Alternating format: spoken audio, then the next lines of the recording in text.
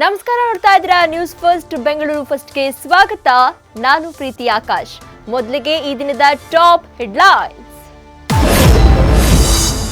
ಮಳೆ ಬಂತು, ಮಳೆ ಬಂತು, ಮಳೆ. ಬಿಸಿಲ ದಗೆಯಿಂದ ಬಳಲಿದ ಬೆಂಗಳೂರಿಗೆ ತಂಪೆರೆದ ಮಳೆ.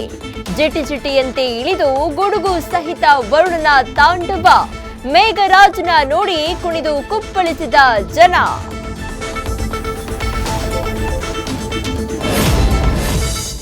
ರೇವಣ್ಣ ಕುಟುಂಬಕ್ಕೆ ಸಂಕಷ್ಟದ ಮೇಲೆ ಸಂಕಷ್ಟ.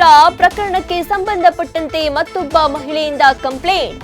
ಪ್ರಜ್ವಲ್ ಭಾರತಕ್ಕೆ ಬಂದ ಕೂಡಲೇ ಆಗ್ತಾರಾ ಅರೆಸ್ಟ್.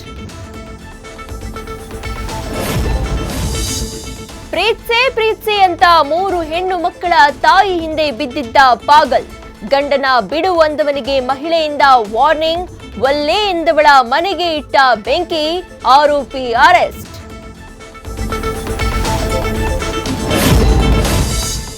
ಅಬ್ಬಬ್ಬಾ, ಇಂಥವರು ಇರ್ತಾರೆ ಗೊತ್ತೇನ್ರಿ? ಜೈಲಾಧಿಕಾರಿಗಳಿಂದ ತಪ್ಪಿಸಿಕೊಳ್ಳಲು ಮೊಬೈಲ್ ಅನ್ನೇ ನುಂಗಿದ ಭೂಪ. ಸ್ಕ್ಯಾನಿಂಗ್ನಲ್ಲಿ ಬಯಲಾಯ್ತು ಜೈಲು ವಾಸಿ ಗರ್ಭದಲ್ಲಿದ್ದ ರಹಸ್ಯ. ಅದನ್ನ ನೋಡಿದ ವೈದ್ಯರು ಸುಸ್ತು.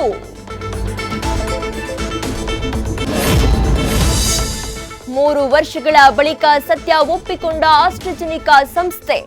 ಲಸಿಕೆಯಿಂದ ಕಾಡದಿದ್ದಂತೆ ರಕ್ತ ಹೆಪ್ಪುಗಟ್ಟುವಿಕೆ. ಟಿಟಿಎಸ್ ಕೋವಿಶೀಲ್ಡ್ ಲಸಿಕೆ ಪಡೆದವರಲ್ಲಿ ಭಯ ಬೇಡ ಅಂದ್ರು ಡಾಕ್ಟರ್ಸ್.